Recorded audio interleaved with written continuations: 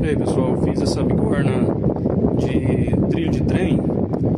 Depois eu coloquei esse pedaço de mola, soldei em cima e temperei. Tá com uma qualidade muito boa, aguentou bem a pancada, até hoje não apresentou nenhuma trinca na solda. Ficou legal.